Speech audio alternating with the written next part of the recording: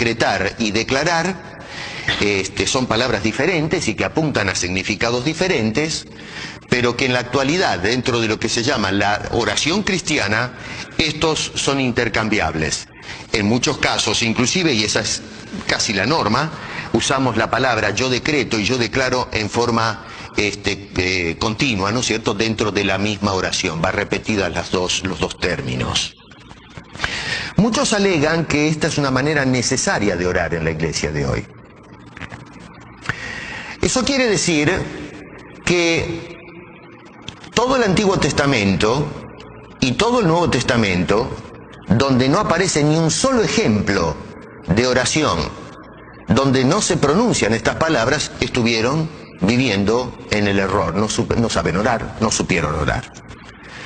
Porque cuando miramos todo el Antiguo Testamento no encontramos un solo personaje desde el principio de la historia de la humanidad registrada o que se ha hecho un retrato de ella en la Biblia. No encontramos ni un profeta, ni un rey, nadie que haya decretado en cuanto a las cosas espirituales se refiere. Los reyes hacen decretos, el decreto de Ciro, por ejemplo, cuando se trataba de autorizar al pueblo de Israel a volver a su tierra, pero no es una oración, es una orden legal del rey para que se permita y se ponga en funcionamiento ciertas normas, pero nada tiene que ver con la oración a Dios diciendo yo decreto en el nombre de Dios. Jesús nunca decretó nada cuando estuvo en su ministerio terrenal, ni una sola vez. Los discípulos nunca decretaron nada. Pablo nunca decretó nada. No encontramos en ninguna de sus cartas pastorales enseñando a las iglesias a orar decretando y declarando. No encontramos a Pedro haciendo eso. No encontramos a Juan enseñando a las iglesias decretar. Pablo no le enseñó a sus discípulos como Timoteo, que fueron pastores, a que ellos decretaran o declararan en sus oraciones y que transmitieran la enseñanza a las congregaciones que ellos estaban pastoreando. No hay un solo pasaje bíblico, ni siquiera uno, que declare esa manera de orar. Los padres apostólicos, aquellos que fueron la primera generación de cristianos discípulos de los apóstoles, no hay una sola oración decretal. Y créame, yo los he leído, tengo toda la colección de los padres de Nicea, y no hay ni uno que haya hecho alguna vez semejante oración.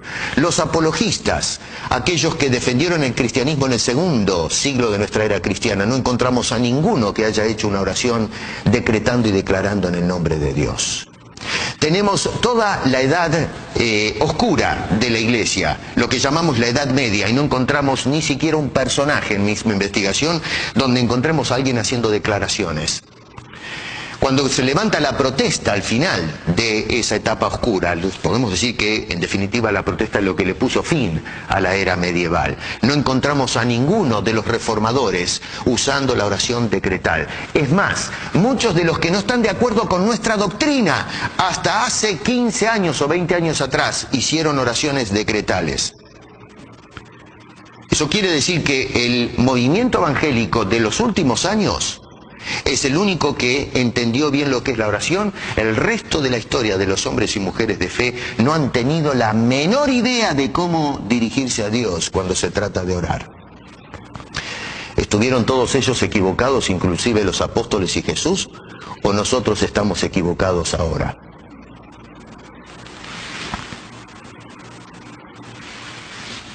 ¿Por qué se practica esto ahora?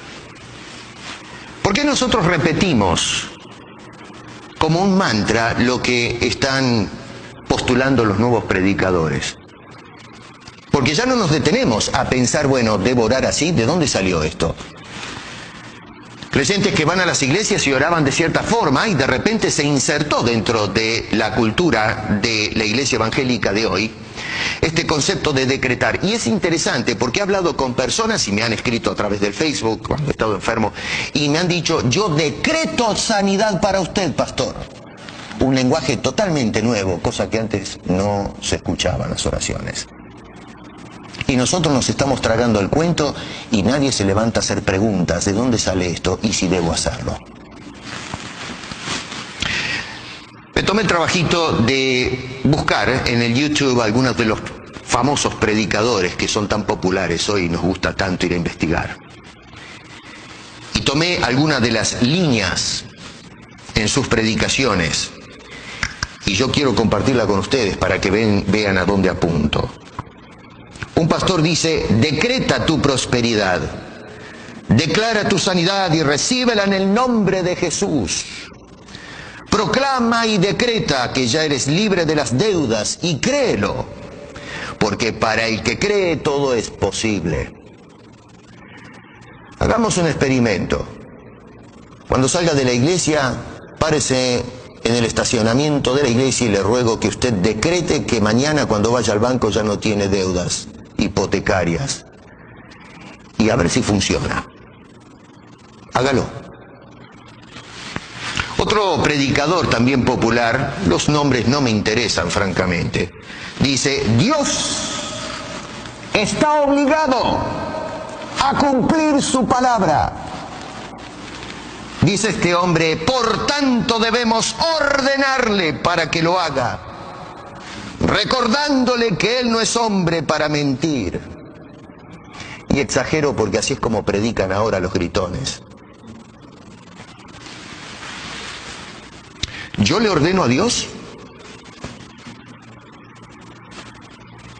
¿Yo le refresco la memoria a Dios? ¿Yo le recuerdo a Dios que Él no es hombre, sino que es Dios? Es decir, Dios, por las dudas, aquí estoy haciendo una oración para despabilarte, por las dudas, si te has olvidado que eres Dios, te recuerdo de que no eres Dios, que no eres hombre, que eres Dios. Bueno, hermano querido, eso es un sacrilegio. Lisa y llanamente. Usted, pastor, usted creyente, si usted hace esa oración, usted es un sacrílego, es un demonio. Porque el Espíritu Santo bajo ningún punto de vista va a inspirar una blasfemia y un sacrilegio como esa declaración de ordenar y mandar a la congregación a ordenar en el nombre de quien sea y hacerle recordar a Dios, de refrescar su memoria. Eso es demoníaco y no interesa si en la oración se inserta en el nombre de Cristo. Estamos blasfemando la santidad y la integridad de Dios. Usa